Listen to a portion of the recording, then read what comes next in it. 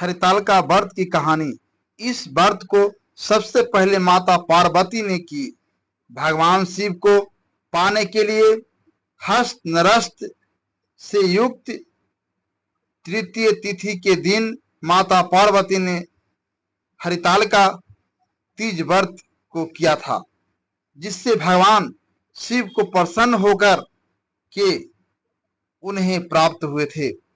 हरितालिका तीज व्रत का इस व्रत को महिलाएं अखंड सौभाग्य की प्राप्ति के लिए इस व्रत को रखती हैं और कुमारी कन्या इस व्रत को मन में इच्छित वर की प्राप्ति के लिए इच्छा में रखती हैं। यह व्रत भगवान शिव माता पार्वती की प्रसन्नता के लिए किया जाता है, जिससे कि भगवान शिव की माता पार्वती प्रसन्न होकर प्रखंड सौभाग्य का आशीर्वाद प्रदान करते हैं। हरितालिका तीज व्रत का जो कि बड़ा ही कठिन माना गया है। इस व्रत में दिन और रात निर्जला रहकर के भगवान शिव माता पार्वती का पूजन किया जाता है।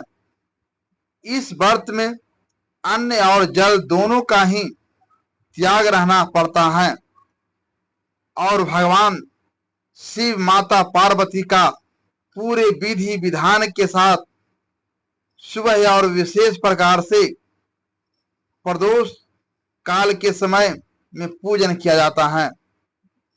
तो आइए सुनते हैं हरितालिका तीज व्रत की कहानी। तो बोलिए प्रेम से भगवान भोलेनाथ की जय, माता पार्वती की जय, भगवान गणेश की जय।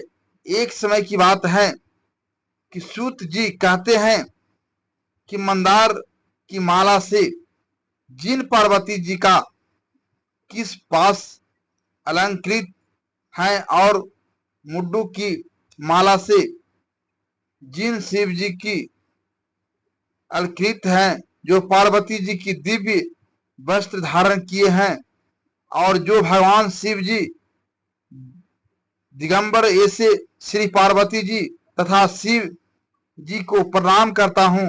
रमन कैलाश पर्वत के शिखर पर बैठी हुई श्री पार्वती जी कहती हैं कि हे महेश्वर, हमें कोई गुप्त व्रत या पूजन बताइए जो सब धर्मों से सरल हो, जिसमें परिश्रम भी कम करना पड़े लेकिन फल अधिक प्राप्त हो। हे नाथ, यदि आप मुझ पर प्रसन्न हो तो यह विधान बतलाई। हे प्रभु, किस तप व्रत या दान आदि से मध्य और अन्न रहित आप जैसे महाप्रभु आपको प्राप्त हुए हैं। तब भगवान शिव जी कहते हैं कि हे देवी, सुनो, मैं तुमको एक व्रत जो मेरा सर्वस्व और छिपाने योग्य है, लेकिन तुम्हारे प्रेम से वशीभूत होकर मैं तुम्हें बतलाता हूं। मैं नक्षत्रों में, चंद्रमा ग्रहों से, सूर्य वर्णों में ब्राह्मण देवता, बब में विष्णु भगवान, नदियों में गंगा, पुराणों में महाभारत, वेदों में साम वेद और इंद्रियों में मन श्रेष्ठ है। सब पुराण और वेदों का सर्वस्व जिस तरह कहा गया है, मैं तुम्हें एक प्राचीन व्रत को बतलाता हूं। एकाग्र से सुनो। जिस व्रत के प्रभाव से तुमने मेरा आधा आसन प्राप्त किया है, वह मैं तुम्हें बतलाऊंगा, क्यों कि तुम मेरी प्रिय हो। भाद्र मास में सहस्त्र नक्षत्र से युक्त तृतीय तिथि को उसका अनुसार मात्र करने से स्त्रियां सब पापों से मुक्त हो जाती हैं। हे देवी, तुमने आज से बहुत दिन पहले हिमालय पर्वत पर इस व्रत को किया था। यह वृत्तांत मैं तुमसे कहूंगा। पार्वती ने पूछा कि हे नाथ, मैंने क्यों यह व्रत किया था, यह सब आपके मुंह से सुनना चाहती हूं। तब भगवान शिव जी कहते हैं, भारतवर्ष के उत्तर की ओर एक बड़ा रमण और पर्वतों में श्रेष्ठ हिमवादी उस पर लगे हुए हैं। नाना प्रकार के पंछी और अनेक प्रकार के पशु उस पर निवास करते हैं। वहां पहुंचकर गंधर्व के साथ बहुत से देवता, सिद्ध, चारण, पंछी गण सर्वदा प्रसन्न मन से बिरते हैं। वहां पहुंचकर गंधर्व गाते हैं, अप्सराएं नाचती हैं। उस पर्वत राज के कितने ही शिखर हैं, ऐसे कि जिसके वैदुर्यमणि आदि की खाने भरी हैं। यदि पर्वत ऊंचा तो इतना अधिक है कि मित्र घर के तरह समझकर आकाश को स्मरण करते रहता है। उसके समस्त शिखर सदैव हिम से आच्छादित रहते हैं और गंगा जल की ध्वनि सदा ही सुनाई देती रहती है। पार्वती, तुमने बालकाल में उसी पर्वत पर तपस्या की थी। 12 वर्ष तक तुम उल्टी लटक कर केवल धुआं पीकर रहे। 64 वर्ष तक सूखे पत्ते खाकर रहे। माघ मास में तुम जल में बैठी रहती और बैसाख की दोपहरी में पंचाग्नि ताप रहती थी। सावन के महीने में जल बरसता तो तुम भूखी प्यासी रहकर मैदान में बैठती रहती थी। तुम्हारे पिता इस तरह के कष्ट सहन को देखकर बड़े ही दुखी हुए थे। चिंता में पड़ गए कि मैं अपनी कन्या किसको दूं। उसी समय नारद जी वहां आ पहुंचे। मुनि श्रेष्ठ नारद जी उस समय तुम्हें देखने को गए थे। नारद जी को देखकर गिरि ने हरद्वार पाद आसन आदि देखकर उसकी पूजा की और कहा कि हे स्वामी, आप किस लिए आए हैं? मेरे अहोभाग्य, आपका आगमन मेरे लिए बड़ा ही अच्छा है। नारद जी ने कहा कि हे पर्वतराज, सुनो, मैं विष्णु भगवान का भेजा हुआ आपके पास आया हूं। आपको चाहिए कि यह कन्या रत्न किसी योग वर को दे। भगवान विष्णु के सामने योग व ब्राह्मण, इंद्र और शिव इसमें से कोई नहीं है। इसलिए मैं यही कहूंगा कि आप अपनी कन्या भगवान विष्णु को ही देवें। हिमवादी कन्या ले रहे हैं और आप यही संदेश लेकर आए हैं, तो मैं तुम्हें अपनी कन्या अवश्य ही दूंगा। हिमवादी की इतनी बात को सुनकर नारद मुनि ने आकाश में विलीन हो गए। वे पीताम्बर, शंख, चक्र और गदाधारी भगवान विष्णु के पास पहुंचे। वहां हाथ जोड़कर नारद जी ने भगवान विष्णु से कहा कि हे देव, सुनिए, मैं आपका विवाह पक्का कर दिए हैं। उधर हिवा ने पार्वती के पास जाकर कहा कि हे पुत्री, मैं तुम्हें भगवान विष्णु को दे डाली है। तब पिता की बात को सुनकर बिना उत्तर दिए ही पार्वती अपनी सखी के घर में चली गई। वहीं जमीन पर पड़कर बड़ी दुखी हुई और विलाप करने लगी। तुमको इस तरह विलाप करते हुए देखकर तुम्हारी सखी ने तुम्हारे पास आकर कहा कि हे देवी, तुम क्यों इतनी दुखी हो? इसका कारण बताओ। तुम्हारी जो कुछ भी इच्छा होगी, मैं यथाशक्ति उसको पूरा करने की चेष्टा करूंगी। इसमें कोई शंका नहीं है। पार्वती बोली कि मेरी जो कुछ अभिलाषा है उसे तुम प्रेम पूर्वक सुनो। मैं एकात्र शिव जी को अपना पति बनाना चाहती हूँ। इसमें कुछ भी शंका नहीं, मेरे इस विचार को पिता ने ठुकरा दिया है। इसमें मैं अपने शरीर का अब त्याग कर दूंगी। पार्वती की इस बात को सुनकर सखियों ने कहा कि शरीर का त्याग न करो, चलो किसी ऐसे वन को चलते हैं जहां पिता को पता न चले। इसी सलाह कर वह वैसे वन में जा पहुंचे। उधर तुम्हारे पिता घर घर तुम्हें खोजने लगे। दूतों द्वारा भी खबर लेने लगे कि कौन देव या किन्नर मेरी पुत्री को हर कर ले गया है। उन्होंने मन ही मन कहा, मैं नारद जी के आगे प्रतिज्ञा कर चुका हूं कि अपनी पुत्री भगवान विष्णु को दूंगा। ऐसा सोचते सोचते हिमान मूर्छित होकर गिर गए। गिरिराज की मूर्छा को देख सब लोग हाहाकार कर दौड़ पड़े। जब होश आया तो सब पूछने लगे कि हे गिरिराज, आप अपनी मूर्छा का कारण बतलाइए। हिमवान ने कहा कि आप लोग मेरे दुख का कारण सुने। ना मालूम कौन मेरी कन्या को हर कर ले गया है। ऐसा नहीं हुआ तो उसे किसी काले सर्प ने काट लिया या सिंह खा गए होंगे। हाय हाय, मेरी बेटी कहाँ गई? किसी दुष्ट ने मेरी पुत्री को मार डाला। ऐसा कहकर वे वायु के झोंके के समान कांपते हुए, वृक्ष के समान कांपने लगे।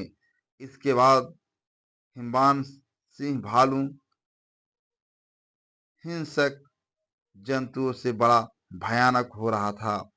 तुम भी अपने सखियों के साथ उस भयानक वन में चलती चलती एक ऐसी जगह पर पहुंची जहां एक नदी बह रही थी। उसके रमणी तट पर एक बड़ी सी कंदरा थी। तुमने उसी कंदरा में आश्रम बना ली और मेरी एक बालुका मई प्रतिमा को बनाकर अपनी सखियों के साथ निराहार रहकर मेरी आराधना करने लगे। जब भाद्र पक्ष शुक्ल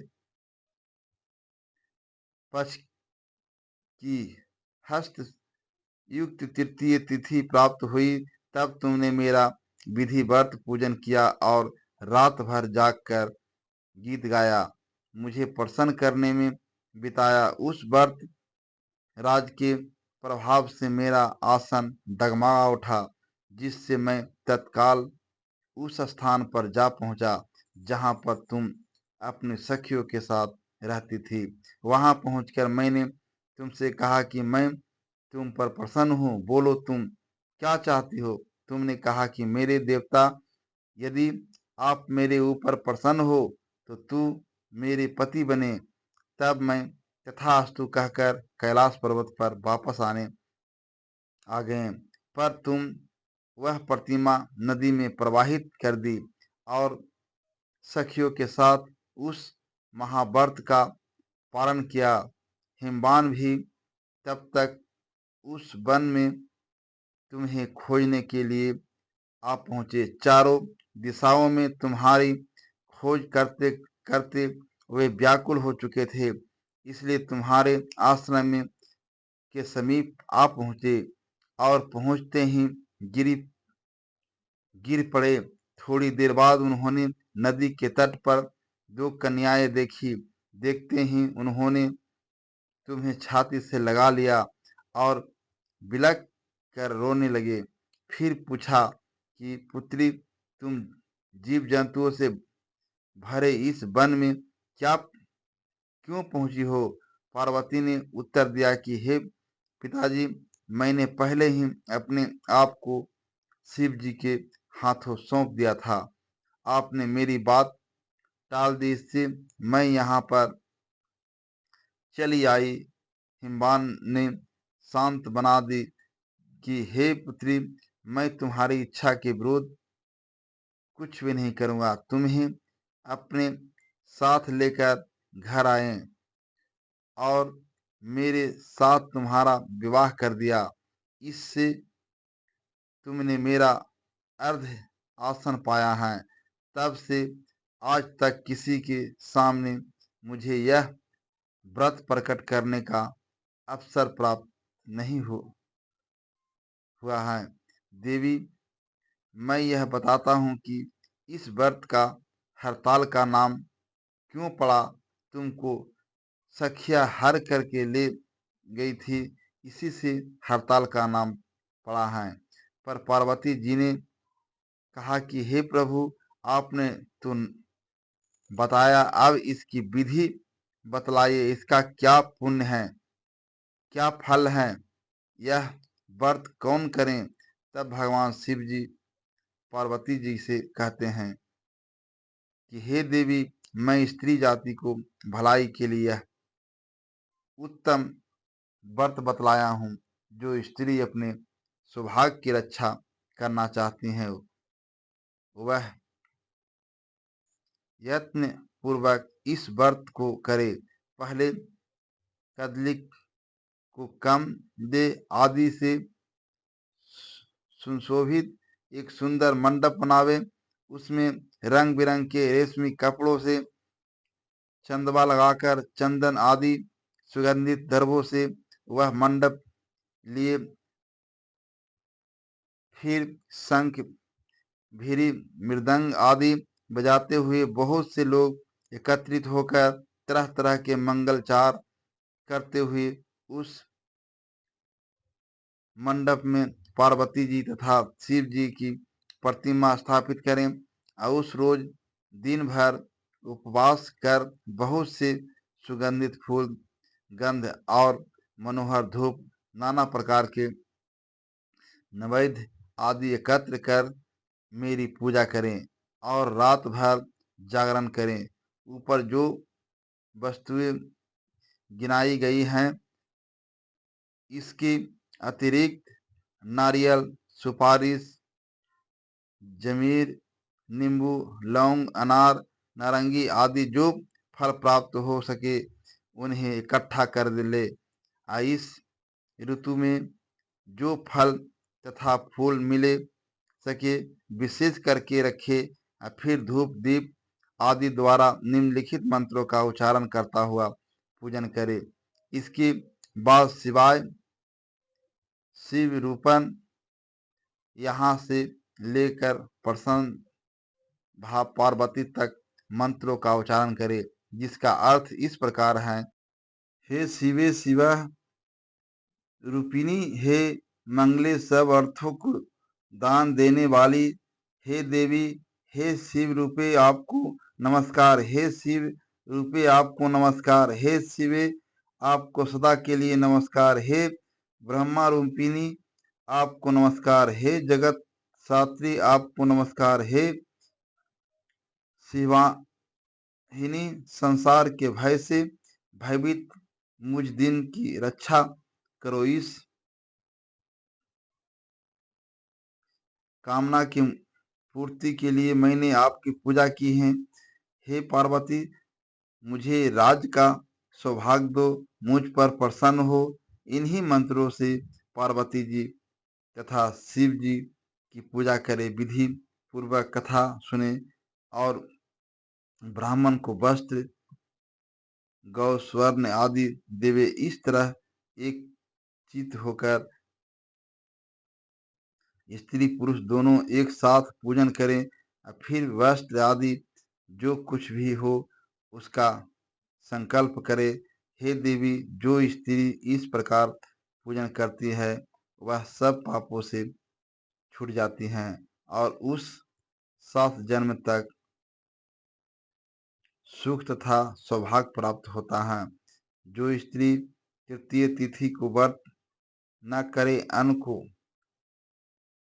भस्म करती है, वह 7 जन्म तक बंध्या रहती है और उसको बार बार विधवा होना पड़ता है। जो सदा दरिद्र पुत्र शोक से व्याकुल, शोकाकुल, स्वभाव की लड़ाकी तथा सदा ही दुख भोगने वाली होती हैं और उपवास न करने वाली स्त्री अंत में घोर नरक में जाती हैं। तीज को अन्न खाने से, सक्रिय फल खाने से, बदरिया पानी पीने से, जुक्त दूध पीने से, सपनी मांसाहार करने से, बाघिन दही खाने से, बिल्ली मिठाई खाने से, चिट्टी और सब खाने से मक्खी होती हैं। उस रात्रि को सोने से, अजगरी और पति को धोखा देने से मुर्गी होती हैं। इसलिए हर स्त्रियां व्रत को अवश्य करें। दूसरे दिन स्वर्ण, चांदी, तांबा तथा बांस की पात्र में अन्न भरकर ब्राह्मण को दान दे और फिर व्रत का पालन करें। जो स्त्री इस प्रकार व्रत को करती हैं वह मेरे समान पति पाती हैं, और जब वह मरने लगती हैं तो तुम्हारे समान उसका मुख रूप हो जाता है। उस सब प्रकार के सांसारिक भोग और सायुज्य मुक्ति मिल जाती हैं। इस हरतालिका की व्रत कथा मात्र सुन लेने से प्राणी को 1000 सर्वमेघ और सैकड़ों वाजपेयी यज्ञ करने का फल प्राप्त होता है। हे देवी, मैंने यह सब व्रतों में उत्तम व्रत तुम्हें बतलाया है, जिसके करने से प्राणी सब पापों से छूट जाता है। इसमें कुछ भी संशय नहीं तो बोलिए प्रेम से भगवान भोलेनाथ की जय, माता पार्वती की जय। इस प्रकार से जो भी भक्त सच्ची श्रद्धा के साथ, नियम और निष्ठा के साथ इस व्रत को करते हैं, भगवान शिव जी उनके मनोरथ को पूर्ण करते हैं। हरतालिका तीज व्रत में चाहिए कि इस दिन जो भी व्रत रखने वाले हैं, इस दिन सुबह ब्रह्मा मुहूर्त में उठकर नित्य क्रियाओं से निवृत्त होकर के गंगा नदी में या घर के नहाने के पानी में थोड़ा सा गंगा जल मिलाकर स्नान करना चाहिए। शुद्ध वस्त्र धारण कर उसके बाद मन में संकल्प लेना चाहिए। भगवान शिव जी से प्रार्थना करनी चाहिए कि हे भगवान भोलेनाथ, हे माता पार्वती, आज मैं हरतालिका तीज व्रत करने जा रही हूँ। आप हमें आशीर्वाद प्रदान करें कि यह व्रत मेरा सफलतापूर्वक पूर्ण हो। इस प्रकार से भगवान से प्रार्थना करनी चाहिए और सुबह शाम के वक्त भगवान शिव का, माता पार्वती का और भगवान गणेश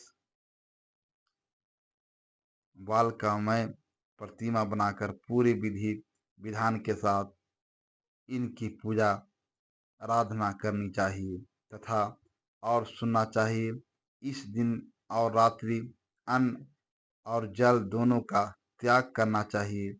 इस दिन और रात्रि में जागरण करने चाहिए। व्रत के दौरान ब्रह्मचर्य का पालन करना चाहिए। व्रत के दौरान किसी के ऊपर क्रोध नहीं करना चाहिए। क्रोध करने पर मुख से न निकलने वाले शब्द भी निकल जाते हैं। इसलिए किसी के ऊपर क्रोध नहीं करना चाहिए। अपने मन में किसी के प्रति ईर्ष्या या दोष का भाव नहीं लाना चाहिए। धर्म का आचरण करते हुए रहना चाहिए। जहाँ तक हो सके दान, धर्म, पुण्य आदि का काम करना चाहिए। इससे पुण्य फलों का प्राप्ति होती है। तो आशा करता हूँ कि यह जानकारी आपको अच्छा लगा होगा।